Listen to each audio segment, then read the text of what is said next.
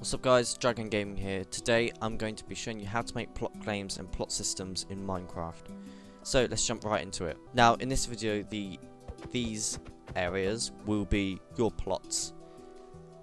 This circle here represents where you can build, so the gold circle. And this diamond circle represents where you get changed into adventure. So yeah, and I just have multiple plots set up just for multiple demonstrations. So yeah, let's get into it. Now guys, this is what it will look like when you spawn in. So this area represents the spawn where we spawn in, and you can have the default game mode as creative, but when you spawn here it will set this as, or set yourself as adventure. And this is the radius of where the adventure zone will be, and you can set this as big as you want or as small as you want. So yeah, and you know, you can run around here, and because I just joined, I'm adventure essentially everywhere until I claim a plot. So let's say if I want to come to a plot here.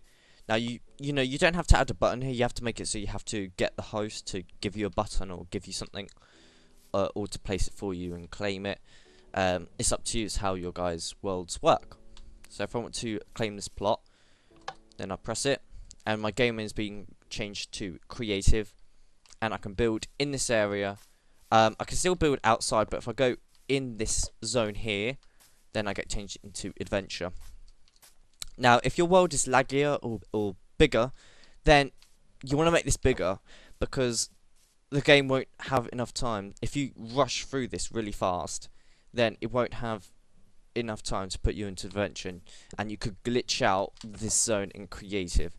Now the reason why I did it that way is so that means people can have multiple plots. So if I really wanted to, I can have two plots. So if I just go and claim another one, let's just go to this one will do. Then I can claim this plot, and if I go out here into adventure, and I can go into this one, and I'll still be in creative. So these two plots are mine, and you have to claim the plot to get creative essentially. So I'll show you how these things work, and also there's multiple tags, so not everyone has to be in adventure. So you can, I've got these tags set up, so you can add yourself as admin or remove yourself as admin, or add yourself as member or remove yourself as member. So members, I've just added myself as member, and I'm in creative mode. However, members are in adventure at spawn, so they can't touch anything at spawn whatsoever, and they're basically creative everywhere. It does interfere if you put yourself as a member and you already got a plot, so you may want to remove the commands, but you can't claim any more plots with member. So I can't claim any plots if I have the member tag, and same thing if I have the admin tag, then I can't claim any more plots. But if I already have one, then you have to remove the commands that do it. Or you can do something with the commands in the plots, which I'll get to that in a second. So yeah, and if I remove myself as a member, oh, let's keep myself, but if I add myself as admin now, I go here, then I'm in creative mode, so admins can edit any block in the world basically. And yeah, you still have to remove the commands here, as it could interfere, and I do have to set my game mode as creative. So it will be suggested to make it so that means if you already have a plot and you're now admin, then you can get to the plot without being changed to adventure by editing the command blocks to the plot, which I'll get to that in a bit. So I'm currently admin and member. It doesn't matter if you're just admin and not member, but yeah. So I think we shall see how these things work. Now you do have to remove the tags, so yeah, let me just do tag as remove, and AA, I think that was one of them, and I think one of them was EE. I'll get to why these tags are here in a second. I'll just remove them just so I don't get changed into adventure or anything like that. So there's no command blocks at spawn, however there are command blocks at plots. But I'll get to these two commands just here. They may seem quite confusing, but I'll try explain and break this down as much as I can, and yeah.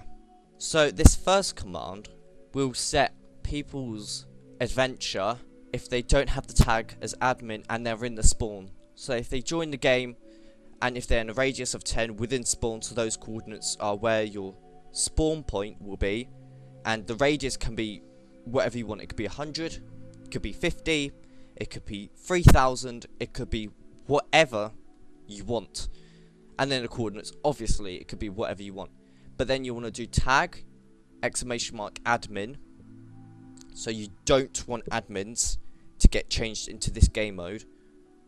And you need to have mode equals C, just so it doesn't spam in chat saying your game mode has been updated to adventure. It'll get rather annoying. So you're in creative and you go into the zone, you get changed to adventure, but then it doesn't keep doing it, essentially.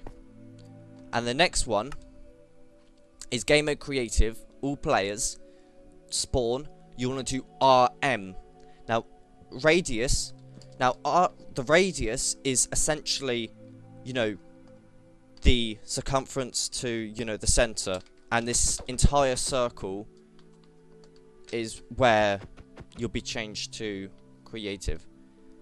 And RM is basically everything else, but not this area. So radius equals 10 is this area, but RM is outside of it, but not the inside area. So you want to do, with the game mode C1, you want to do RM, and obviously your coordinates, do keep that the same as the radius you put in here.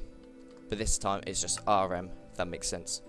You want to do tag equals not admin, as you don't want admins to keep getting changed into adventure unless if you want them to, and because you don't want them to be affected really by these commands.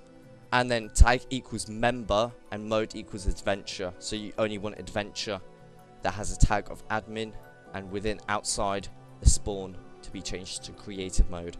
With member you have creative everywhere apart from there. These are the commands that the tags, so I can change myself, add, remove, and you'll put this in your host room where all your Greifing protection, as I've mentioned in previous videos. Make sure you ban ender pearls as well, and things such as chorus fruit, as people could teleport from here to here, and that will not be good because they won't get changed into adventure once they pass this zone. Now let's get into the explaining for the plots. So this is a fresh plot, as you can see. And this one is tag at P, tag equals admin, tag equals not member. So it doesn't want to tag admins or members, and it adds a string such as BB. This could be anything you want, but all plots should have a different string. They have to have a unique identification. So it could be H76, it could be a whole jumble of letters, it could be any sort of code to unique. It has to be unique to everyone, or every other plot. It should be different. So sort of like an address system. And the next one is, so this is conditional, as you can see, and this one just fills these commands here with air. So yeah, and let's go underneath it. So underneath it is this command just here, which is giving game mode creative to all players with a tag of BB. So that was the player that wanted to claim the plot, and that's their tag, with radius of 8. Again, this could be whatever you want. It could be 16, it could be 20, it could be 100, it could be whatever you want. Y equals ~3, just to make it so the sphere sort of translate upwards a bit, just so you can build across easier, and it just and also makes a height as well. And obviously mode equals adventure, and then game mode adventure, all players with a tag of BB, so only it affects that one particular person who claimed the plots. That's why we had tag.